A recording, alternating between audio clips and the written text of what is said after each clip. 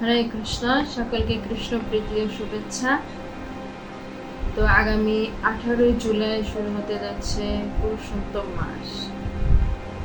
এই পুরুষোত্তম মাস এতটাই মহিমান্বিত যে এই বিষয়ে স্বয়ং ভগবান শ্রীকৃষ্ণ পঞ্চপাণ্ডব এবং দ্রৌপদীকে নিজেই বলেছিলেন। যে বিষয়টা অনেক গুরুত্বপূর্ণ আমরা দেখি ভগবত গীতা, সেটা ভগবান শ্রীকৃষ্ণ বলেছেন। শুধু তাই নয়, নারায়ণ ঋষি অর্থাৎ ভগবান নারায়ণ নারদ মুনিকে এই বিষয়ে পুরুষোত্তম মাসের বিষয়ে বর্ণনা করেছিলেন। এবং যখন নৈমিষারণ্যে হাজার হাজার ঋষিরা বসেছিলেন, সৌনকাদি ঋষিরা, এবং তারা আলোচনা করছিলেন যে বদ্ধ জীব তাদের কি করে উদ্ধার হবে। এমন সময় যখন সুত গোস্বামী সেখানে উপস্থিত হলেন এবং তার কাছে জিজ্ঞেস করা হলো যে আমরা এবং সমস্ত বদ্ধ জীবেরা কি করে ভব সংসার থেকে উদ্ধার পেতে পারে। তো তার উত্তরে সুত গোস্বামী উনিও এই পুরুষোত্তম মাসের মহিমা বলেছিলেন। আসলে পুরুষোত্তম মাসের এতটাই মহিমা যে আমরা এটা শুনলে এত আনন্দ পাবো এবং এটা আমরা পালন করার জন্য নিশ্চয়ই সবাই উৎসাহিত হব। এই পুরুষোত্তম মাসে সাধারণভাবে লোকজনেরা মল মাস বা অধি মাস বলেন। এখন আর এই নাম বলা হচ্ছে না, এখন বলা হয় পুরুষোত্তম মাস। কিন্তু তারপরও জানা দরকার যে কেন মল মাস বা অধি মাস বলা হয়। আসলে আমাদের এই সমস্ত সৃষ্টি একটা সৌরবর্ষ এবং চন্দ্রবর্ষ, চন্দ্র এবং সূর্যকে কেন্দ্র করে এই সমস্ত সৃষ্টি পরিচালিত হচ্ছে। তা আমরা যে বৈষ্ণবীয় তিথিগুলি পালন করি, এগুলি চন্দ্রবর্ষ এবং সৌরবর্ষ এটার সংমিশ্রণে হয়। তবে সমস্যা হচ্ছে যে চন্দ্র মাস 354 দিনে এটা 1 বছর হয় এবং সূর্যের যে সৌরবর্ষটা 365 দিনে হয়। তো তাহলে এখানে 11 দিনের একটা গ্যাপ থেকে যাচ্ছে। এই জন্য প্রতি 3 বছর না, প্রতি 32 মাস ধরা যায় বা 33 মাস পর পর এক্সট্রা 30 দিন হয়ে যাচ্ছে, যেহেতু প্রতি বছরে 11 দিন করে গ্যাপ থাকে। তো এটা ব্যালেন্স করার জন্য, সামঞ্জস্য করার জন্য একটা এক্সট্রা মাস বা অতিরিক্ত মাস ধরা হয়। কেন অতিরিক্ত মাস এই ব্যালেন্স করা হচ্ছে? কারণ না হলে ঘুরে ঘুরে এমন ভাবে আমাদের উৎসবগুলি আসবে, হয়তো চন্দন যাত্রা আসবে কার্তিক মাসে, শীতের সময়, তখন তো চন্দন করার দরকার নেই ভগবানের। এই জন্য এই একটা এক্সট্রা মাস ব্যালেন্স করার জন্য এই মাসটা নির্ধারণ করা হলো। অর্থাৎ এই অতিরিক্ত মাসটাকে বলা হয় অধি মাস। তো একে মল মাস কেন বলা হয়? যেহেতু এই সময় কোনো শুভ কর্ম অর্থাৎ বিয়ে, জন্মদিন, গৃহপ্রবেশ এগুলি হয় না, এই জন্য স্মার্ত ব্রাহ্মণেরা বা সাধারণ মানুষেরা এই মাসটাকে বলে থাকে মল মাস। তো যেহেতু এই মাসটা মল মাস, তাই সমস্ত অন্যান্য যে মাসের অধিষ্ঠাত্রী দেবীরা রয়েছেন তারা তাকে খুব নিন্দা করছিলেন যে তোমার কোনো মূল্য নাই, তোমার মাসে কোনো শুভকর্ম হয় না। এই অবস্থায় উনি খুব দুঃখিত হয়ে বৈকুণ্ঠে গেলেন নারায়ণের কাছে এবং নারায়ণের কাছে উনি ক্রন্দন করলেন যে আমাকে সবাই অবজ্ঞা করে, আমার কোনো মূল্য নেই, আমার কোনো মাসে কোনো শুভকর্ম হয় না, আপনি কোনো একটা ব্যবস্থা করুন। তখন নারায়ণ বললেন আমি কি ব্যবস্থা করব, চলো তোমাকে আমি সেই কৃষ্ণের কাছে নিয়ে যাই, উনি একমাত্র তোমার দুঃখ দূর করতে পারেন। তারপরে এই অধিক মাস বা মল মাসের অধিষ্ঠাত্রী দেবীকে নিয়ে নারায়ণ ভগবান চলে গেলেন গোলক ধামে। সেখানে গিয়েও এই মল মাস উনি ক্রন্দন করছিলেন। তখন কৃষ্ণ বলেছেন তুমি গোলক ধামে এসে কেন কান্না করছো, তুমি বলো তোমার কি এমন দুঃখ। তখন উনি একই কথা যা নারায়ণকে বলেছিলেন সেটা ভগবান শ্রীকৃষ্ণকে বললেন। আর ভগবান শ্রীকৃষ্ণ বললেন যিনি এই গোলক ধামে আমার সামনে এসেছেন তার সমস্ত ইচ্ছা আমি পূরণ করব। আর নারায়ণকেও ধন্যবাদ দিলেন যে তুমি এই মাসকে আমার কাছে নিয়ে আসছো। বলছে শোনো, আজকে থেকে তোমার নাম আর মল মাস হবে না, আমার এক নাম হচ্ছে পুরুষোত্তম, আমি তোমার স্বামী, আমার নাম অনুসারে তোমার নাম হবে পুরুষোত্তম মাস। এবং আমার যত গুণ রয়েছে সেই সব গুণ আমি এই মাসে অর্পণ করলাম। তোমার এই মাস সকল মাসের অধিপতি হবে, তুমি জগৎ পূজ্যা হবে এবং এই মাসে যদি কেউ ব্রত পালন করে তার সমস্ত কর্ম ফল ভস্মসাৎ হয়ে যাবে। এভাবে এই অধিমাস বা মল মাসের নাম হয়ে গেল পুরুষোত্তম মাস। তো এই মাসে এত সব মহিমা রয়েছে, হ্যাঁ, যে আমরা সবাই জানি কার্তিক মাস, বৈশাখ মাস, মাঘ মাস খুব গুরুত্বপূর্ণ মাস, কিন্তু এই যে দামোদর মাস আমরা পালন করি সেটা সাধারণ সময়ের চেয়ে যে কোনো ভক্তি করলে তার 100 গুণ ফল প্রদান করে। কিন্তু এই পুরুষোত্তম মাসে যদি আপনি ভক্তি করেন তাহলে দামোদর মাসের চেয়েও 1000 গুণ বেশি ফল প্রদান করে। তো ভগবান শ্রীকৃষ্ণ এই মাসে আরো মহিমা বলেছেন যে এই মাসে যদি কেউ কোনো ভক্তি করে সবকিছু শুদ্ধ ভক্তি হবে, কোনো অপরাধ গণ্য করা হবে না। এই মাসে আরো ভগবান বললেন, স্কন্দ পুরাণ এবং পদ্ম পুরাণে এই বিষয়ে বর্ণনা করা আছে যে অন্য সমস্ত পূজা পার্বণ, দান, তপস্যা, যজ্ঞ যাই করা হোক না কেন, পুরুষোত্তম মাসে যদি কেউ এই ধরনের এই ব্রত, পুরুষোত্তম ব্রত কেউ পালন করে তাহলে 16 লক্ষ অধিক ফল লাভ হয়। এবং আমাদের যত সমস্ত পাপ রয়েছে সমস্ত পাপ দূর হয়ে যায় এবং 100 অশ্বমেধ যজ্ঞের ফল লাভ হয়, যা বাল্মীকি মুনি বলেছেন।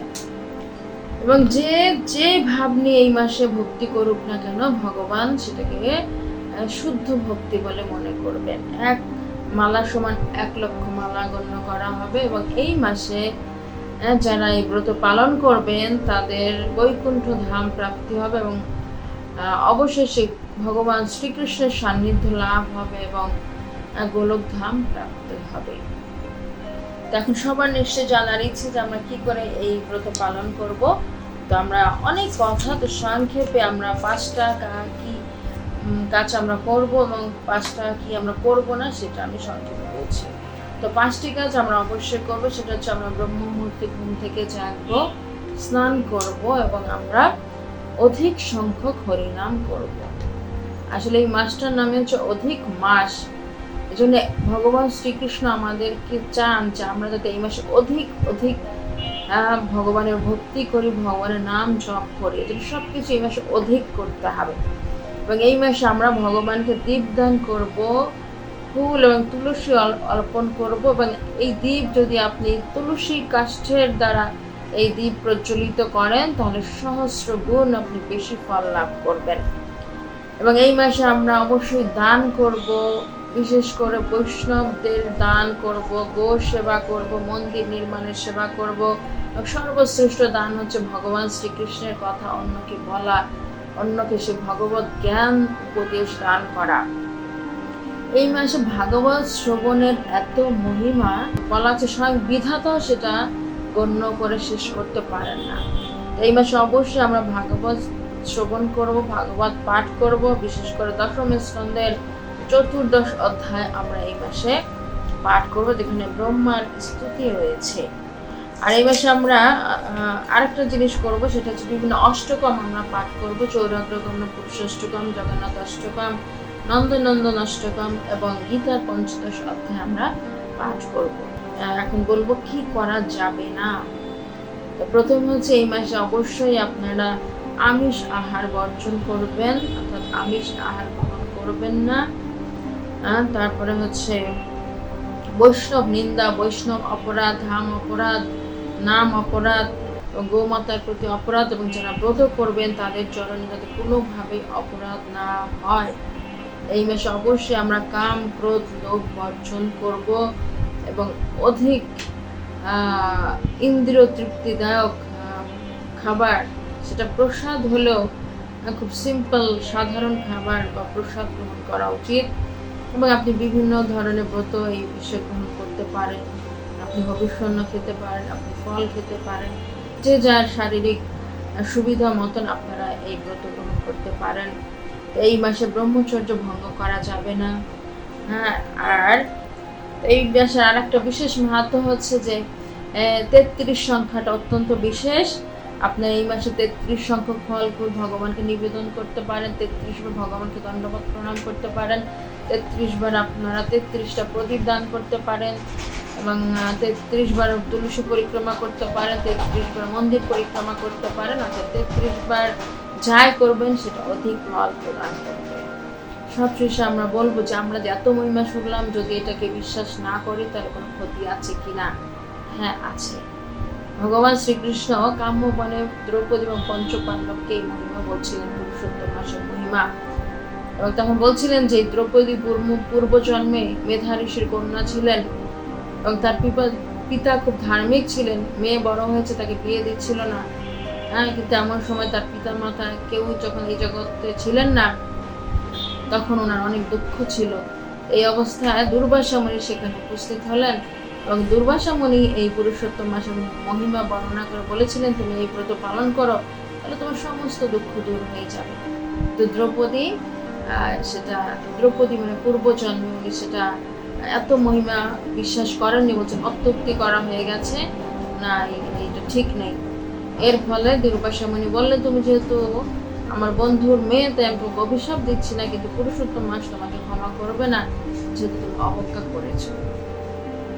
তো এই কথা বলে কৃষ্ণ বললেন যে তোমরা যে এত দুঃখ পাচ্ছ, দ্রৌপদী এই যে বস্ত্রহরণের চেষ্টা করা হলো, তোমরা এই যে বনবাসে কাটাচ্ছ, তোমাদের একের পর এক দুঃখ, কারণ তোমরা কখনোই পুরুষোত্তম ব্রত পালন করনি। আর যেহেতু দ্রৌপদী পুরুষোত্তম মাসের অবজ্ঞা করেছিল, এই জন্য তার এই জীবনে এত কষ্ট ভোগ করতে হচ্ছে। তো এই জন্য আমরা যে বললাম, এটা আমার কথা না, এটা শাস্ত্রের কথা। তো আমরা অবিশ্বাস না করে যে যার সামর্থ্য মতন আমরা চেষ্টা করবো এই পুরুষোত্তম ব্রত পালন করার জন্য, ভক্তিতে অগ্রগতি করার জন্য। এই মাসটা অত্যন্ত অত্যন্ত গুরুত্বপূর্ণ সবার জন্য। তো আপনারা প্রত্যেকে অন্যকেও বলবেন কৃপা করে, যদি অনেক কিছু নাও পারে, 3টা কার্য যাতে সবাই করেন, সেটা হচ্ছে ব্রহ্মমুহূর্তে ঘুম থেকে ওঠা, অধিক সংখ্যক হরিনাম করা এবং আমিষ আহার বর্জন করা। এই 3টা অন্তত আপনারা সাধারণদের মাঝে ছড়িয়ে দেবেন। তাহলে ভগবান শ্রীকৃষ্ণ, ভগবান পুরুষোত্তম আমাদের প্রতি অত্যন্ত প্রসন্ন হবেন। এবং শ্রীল প্রভুপাদ এবং শ্রীল গুরু মহারাজ বলেছেন, এটা আসলে নতুনদের জন্য বিশেষভাবে প্রযোজ্য। এটা হচ্ছে ডিসকাউন্টের মাস, অল্প করে বেশি ফল লাভ করার মাস।